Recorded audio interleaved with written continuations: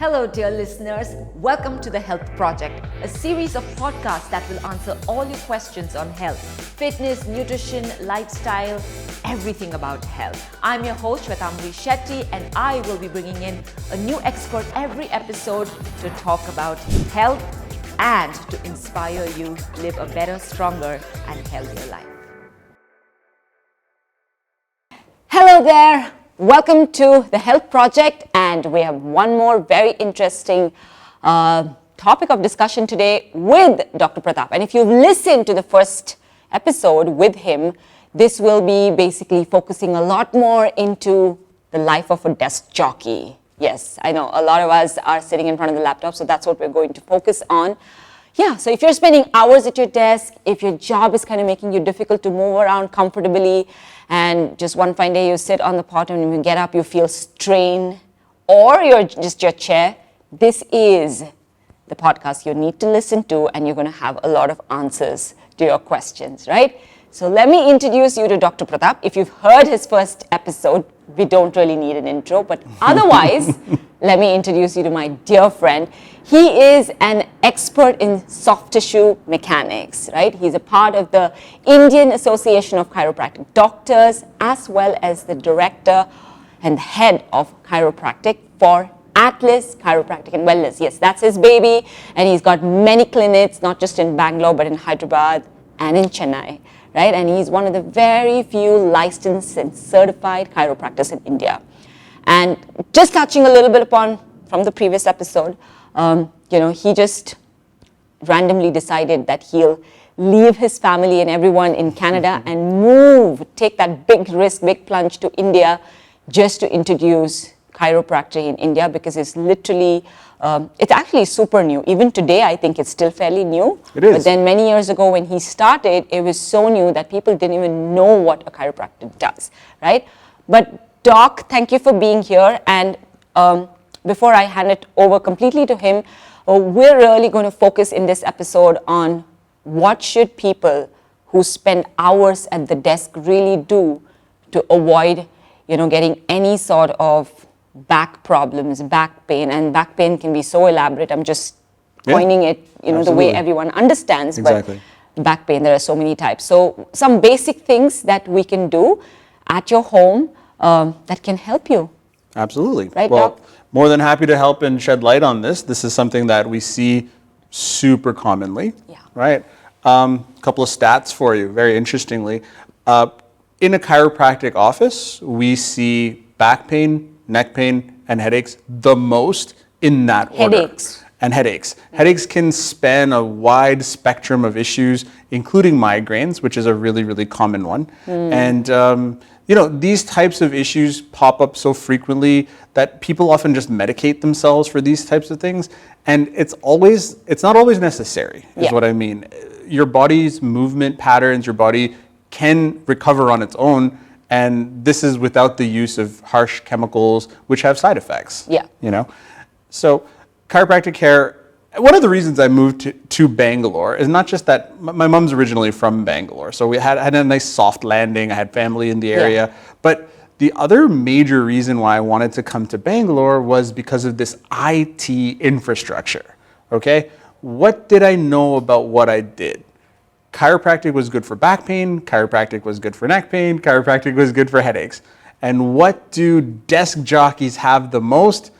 Those same three issues, right? Yes, spot on. So, and the reason for it is simple. We outlined it in the last one, but I want to touch on it again. It's simply the act of sitting in the same position for long hours, okay? She shifts her position nicely. So, sitting for hours in the same position really, really, really compresses the spine, which prevents its natural motion. Once that natural motion has been stopped or it hasn't been improved in a long while, it starts to break down. This is the degenerative process known as spondylosis. This is often misreferred to as spondylitis. A lot of times people have something going on and they're like, oh, it's spondylitis. Spondylitis refers to a much more aggressive inflammatory arthritis. And it's not the right term. Spondylosis refers to a much more natural degenerative process of the spine, which basically is arthritis, but it's natural. So I have a question right there. Sure. So everybody's spine will go through a degenerative process Yes. as we age. Yes. Right? And we call that spondylosis. Yes. Right? And that doesn't necessarily have to happen at a much later stage, maybe when we turn 60 or 70. Correct. It can happen at a much younger age. Absolutely. As young as... Oh, I have a 12-year-old who has a disc problem, and that's because of her recent, work at home, all the testing, examinations, all in front of the computer, COVID notwithstanding, and I wanted to touch on this as well, because with the advent of work from home, it's opened up a whole host of other issues. Yes. And it's not just a situation of sitting, it's also the way you're sitting. And we touched on this a little bit backstage, but it was more of a situation of, are you sitting with your legs crossed? Are you sitting on a couch kind of sprawled to the side? Bed. Are you sitting on your bed and working in this kind of crouched up position? So all of these things will play a role, and all of these things will need to be addressed. Okay, so I hope to touch on all of those things today quickly, very, very succinctly, and offer some inputs on how we can modify how we sit in order for us to avoid these major pitfalls. Yes. So I think what we can do is probably start with, so now, because like you said, because of COVID, a lot of us working from home, and we continue to do so. Right. And a lot of us also have changed the whole ergonomic setup at home. Yes. Has or evolved don't have one. Or don't have one. Yes. Yeah. Some of us we haven't invested in it, and some of us have. But I remember in the last webinar, you literally showed us exactly how the setup must be. So maybe we can't show that in detail because we don't have a desk in front, but let's start with the whole chair thing. Absolutely. Like the chair and the table, and then we can move to that. You mentioned about the standing desk and how that has caused certain problems of course. too. And then we can go down to the ground and the sitting on the ground. You got it. So perfect way to set this up. So ergonomics, as it were, is an imperfect science, in that if you change one parameter, other parameters change along with it. Okay. So there's no such thing as perfect posture. There's no such thing as, perfect ergonomics. So this is the ideal ergonomic setup for you. Okay. It changes, it modifies itself. So as long as you guys can get that idea that it's not supposed to be perfect, it's supposed to be very good. If we can get into that kind of mindset where, yes, we understand that it won't be perfect, but as long as it's functional for us, it'll continue to work. Perfect, okay? Yes. So the first part of office and desk ergonomics is the 90-90-90 rule. Okay? 90-90-90 rule. Okay, so it refers to 90 degrees at the ankles, 90 degrees at the knees, and 90 degrees at the hips. Okay? So if you're kind of in that nice, straight, folded position, it should be okay. Now, this is with both feet on the floor. For shorter people, this is an issue. So for shorter people, they may need something to put their feet on. And for taller people, it might mean that they have to sit a little further back, whichever it is. Okay? Or adjustable chairs? Adjustable chairs. Yeah. Absolutely. Otherwise, yeah. If the angle of the hip or the knee exceeds or decreases below 90 degrees or exceeds it above 90 degrees, it could play a bit of an issue with back pain, hip pain, knee pain, etc.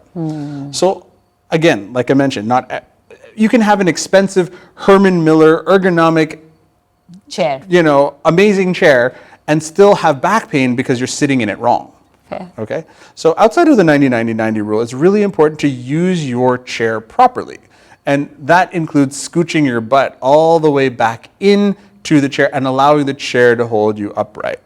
Right? So right now, I'm not sitting in an ergonomic chair. I'm not sitting in a desk chair. I'm sitting in a nice, cozy, accent chair. Yeah. But my back is all the way in, and my posture is fairly upright. Right? So in this position, I can say that whatever the case that the chair doesn't support me, I'm using the chair to its best effect. So any chair you use, as long as you're sitting all the way back into it, the chair itself should hold you upright. And that's something that people need to do.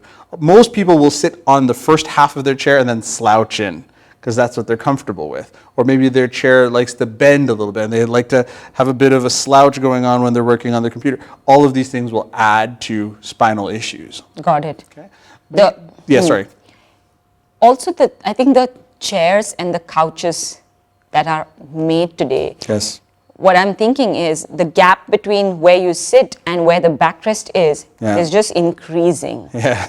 Like if I look at the traditional chairs, then you don't have so much space. You have just this much space and you know your back is resting right away. Yes. But I've noticed that because you mentioned this about how you need to push all the way back, that a lot of the couches and chairs have so much space that if you go all the way back and someone's short like me, my legs will be dangling. Yeah, and there's another thing that happens. Like if that happens and the cushion of the chair, the thing that you're sitting on, is right up underneath your knees, you can end up with knee pain because it's cutting off blood supply.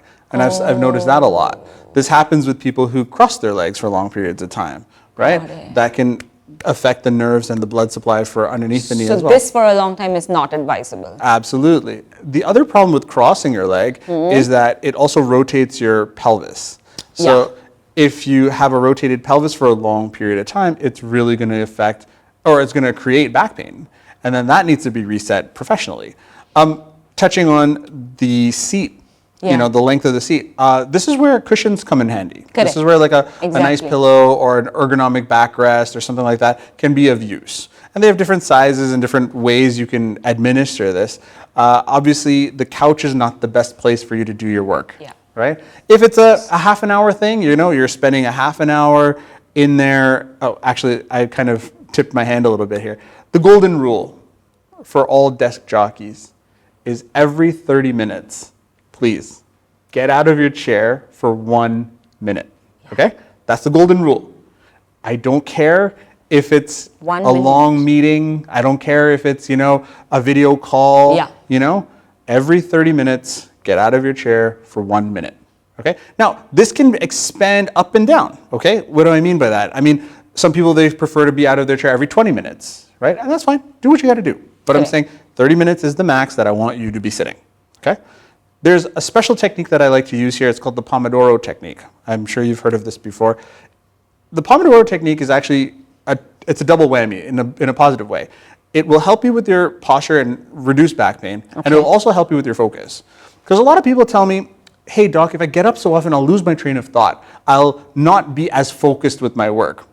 The research doesn't show this. The research shows that micro breaks actually helps you with cognition. It helps you with tough tasks. It helps you with brain power. So no, you have to get up, but the Pomodoro technique has actually been studied to improve your cognition. So every 25 minutes of intense focused effort, take a 5-minute break, do what you want. Okay? If you don't sit in that 5 minutes, bonus. Yeah. Okay? So again, 30 minutes, 1 minute break, 25 minutes, 5-minute break, whichever you decide, I'm good with. Correct. That is the golden rule for all desk jockeys. Okay? So 90-90-90 rule. Yeah. And most importantly, this clearance for your knee, absolutely. Okay. Getting out of your chair every 30 minutes or 25 minutes, whatever it is. But we left out a major area, your neck, your shoulders. Most people will have problems up here, the upper traps. Most people will feel that tension. There's knots in my shoulders, okay? And a lot of that is just based on where your keyboard is, okay? If you're using a laptop, your screen and your keyboard are connected. So it's the worst of two worlds. When the laptop was invented, it was like, great, convenience. You can take your stuff on the go, and it's really, it's easy to do. But now, since people are spending so much time in this position, it's the reverse of your shirt. It's de-evolving. We're going from this far side over here, and forget about this kickboxer. That's where we should be, in the middle, somewhere. Yeah. But instead of being, even more upright, we're going back to this hunched over position, which is terrible. And I touched on this in the last pod. So basically, your laptop is the worst, okay? So if you have an external monitor, great. Use it. You're already ahead of the game. But that monitor needs to be set up properly, ergonomically.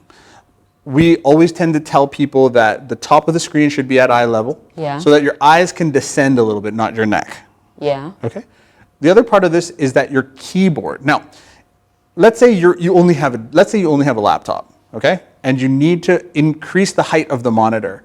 Okay, let's say you don't need one of those fancy gizmos, you don't need a stand to do all this stuff. You can put a couple of textbooks underneath there, and then suddenly, there you are. Yeah. A box, an Amazon parcel box, it doesn't need to look fancy. So you put your laptop up there, your screen is at a perfect height, but there's a secondary problem. What's that? Yes, exactly. And most people don't even realize that they're doing this. Okay? This is going to strain not just your shoulders, but also your neck, because your head is also coming forward. Okay? So the small, tiny muscles in your neck are pleading with you, please, give me a break here. So the easiest method of fixing this situation is a peripheral keyboard. Is that something that you can... It's a Bluetooth keyboard. It's a secondary keyboard. Yeah. You can connect it via Bluetooth. You can connect it via wire, and it can be in a much more ergonomic position. Now, your elbows should be by your side, and your elbows should be... Close to the body. Okay. I don't want you glued and working from this position. But closer. If your elbows are elevated, it will also increase pressure on your upper trap. So that needs to kind of be addressed. So keeping your elbows closer to your side and working in an almost 90-degree angle is the best possible for your shoulders and for your neck. And anybody who uses a mouse, keep that mouse close to your keyboard. I know a lot of people who work like this or game like this, and that's really creating a lot of stress on the dominant side, usually the right side for most people. So those are some of the major desk jockey elements that need to be repaired right away. I think that's fantastic information. Like if someone's watching us, then I think it's far easier. Yes. Because you've really, visual part of it was amazing. But I think if someone's just listening to us, that was quite clear as well. But great tips there, Doc. Thank you so much. So I'm here for I think you mentioned about how the standing desks. Oh yeah. Too much of standing, that's right, leading to varicose. Would like to. So the same thing applies for people who own standing desks as desk jockeys. Every 30 minutes of standing, sit down for a minute. Okay, that's it. That's it. It's that simple. It's that simple. But then I think we go on a spree of standing because we have a standing desk, or we have a treadmill desk, or we have meetings. Ultimately, that's better than sitting. Yeah. Okay. So if I was to compare sitting versus standing, I would say standing is better. But there's a limit to everything, right? You can't just keep doing something just because it's moderately better than something else. There are limitations to it. So functionally, make it make sense so that you can move around a little bit more frequently, and continue with our thought that movement is improvement. Yeah, I love that. Movement is improvement. But you were also mentioning something about, the walking meetings. Oh yeah. Sometimes we kind of overdo that as well. I mean, it's a good thing. It is a good thing. Yeah. Yeah, but imagine I have 5 meetings in one day. Right. And if each of these meetings I keep walking, is that okay? It's fine. But just keep in mind that that's not the same thing as walking for exercise. Okay. Got it. That's an important point. A lot of people tell me, when I tell them, make sure that you're walking every day, 2 walks a day, 15 minutes, they say, I get 13,000 steps in because I'm always walking around with my meetings. And I say, great, but typically speaking, you're walking from this room to that room, stopping, this room to that room, stopping, looking out the window for a little while. There's a lot of breaks in between. It's not walking for exercise. There's a big difference. While I'm happy you're getting your 13,000 steps, it's not the same thing as doing 10,000 steps on a treadmill or on a walking path somewhere in a park. Walking, in the exactly. Park. So it has its merits, and some people try to use the meeting as a reason why they cannot do something. But this is a functional adaptation. I think it's a good idea to get up and walk around during your meeting, if you can. If you can, yeah. But if you're in a web meeting, let's say you're in a video conference, and people say, oh, I can't get up every half an hour because I'm in this web conference, I have an idea for you. Lift your laptop up as you stand. Nobody's going to notice, and nobody's going to draw an eyebrow. Don't worry, okay? It's okay. And if it's a situation where you're in a boardroom and you're sitting in a meeting with a bunch of suits and ties, it's a really great idea for you to, in advance, just let the people who are in attendance know, especially the presenter, let them know, hey, look, I got this back thing going on, or I want to make sure that my back doesn't tighten up. So every half an hour, I may stand up for a minute or so. I'll do it off to the side. It won't bother your presentation. Do not be distracted by this. I'm still paying attention. I just want you to know. That is A-okay. Okay? most people worry about their colleagues knowing that there's something wrong with them. A lot of people tell me, I don't want to do my exercises at my desk. I don't want to get up and move around because it draws attention to me. People are going to ask me what's going on. It's very simple. You're working on yourself. You're not taking anything out of anybody's, paycheck or life or anything. It's just you working on you. Ignore. Okay? It's not as big of a deal as you think. Nobody really cares. Nobody really cares. Nobody really cares. I think it's us assuming that they care. Yeah, that's true. And that you're gonna draw a little attention, but that's okay. It's okay. Everything just draws some attention. So yeah. Spinal, all in the name of spinal hygiene. All in the name of spinal hygiene. And the last thing that I want to actually, since we're talking about work culture, desk jockey isn't just sitting; it's standing desk, sitting desk. Yes. And a lot of us, including myself, actually, we use a table like this. We would keep our laptops here, and we would sit on the floor with our legs folded. Yes. Now, I have decent mobility, flexibility, so I can sit like that for hours. And I typically don't change my position unless I feel numbness on one side or something. But I'm sure even that's not fully the right way to do it. You're right. So if there's anything that we've learned in this podcast is that the 30-minute rule is exceeded and you're probably kind of warping one side of your pelvis. Okay, so that's one thing that we need to look into. The easiest thing you can do is switch legs. So when you're sitting cross-legged, one leg will be on top of the other. Yes. Maybe it's the right leg over the left leg. Okay. After 15 minutes or so, maybe you switch so that you're getting equal amount of compression on both sides of your pelvis. Perfect. And then after 30 minutes, you should definitely stand up for a minute, stretch out a little bit, and you can go back to it. If you're sitting with really, really good posture in that position, fantastic, nothing like it. Because especially for somebody your height and this table, I can imagine it would be perfect. The ergonomics work. Yeah. Okay. 90, 90, 90 isn't necessarily in play, but there's definitely 90 degrees at the hips. Your elbows would be at a perfect height. Maybe the screen could be a little taller, but it depends on how it's all set up. Another thing is that make sure that your screen is directly in front of you. Yeah. If you're sitting at a round table like this and it's maybe off by 10 degrees, that can really put a lot of pressure on your neck as your neck slightly turns. This applies for watching TV or for people who have multiple monitors to monitor, to see. Yeah. Sometimes the work is more on one side than the other and their head is slightly turned to one side while they're working. That can really manifest as early degenerative changes. You were right when you said that everybody's degenerating. It's a fact of life. Being alive on this earth, you are going to degenerate as you age. Yeah. Correct. Some people will do some things that will make that degenerative rate faster. They will degenerate at a faster rate, like my 12-year-old, my patient. There are some people who can do things to half the rate. They might be in their 60s, but their spine, or a Shwetambari whose spine looks like a 19-year-old, they're doing things for their spine that are going to reduce the rate of degeneration. So my goal for everybody out there is to make sure that if we can do small things to reduce our rate of degeneration, we'll have a healthier spine for longer. Yeah. Nobody wants to live in older adulthood in discomfort. 100. And everything that we do right now in front of our computers, at our desks, on our couches, everything can improve our spine if we just take that little bit and improve our spine, thinking about our spinal hygiene. Yeah. Wow, that really brings us to the end of this episode. But I think that was so simply put. There's so many little things, the 90-90 rule, standing and sitting. I think the mantra is simple. Like Doctor said, what we've taken away from here is that every 30 minutes, just get up and change what you're doing, move a little more, allow that blood flow to happen. Right, Doc? Exactly. And I think we really focused on people who are working and desk jockeys, but this applies to anyone. Like when I'm watching something on Netflix, which is once in a while because you hardly get time, I'm just like there for 1 hour.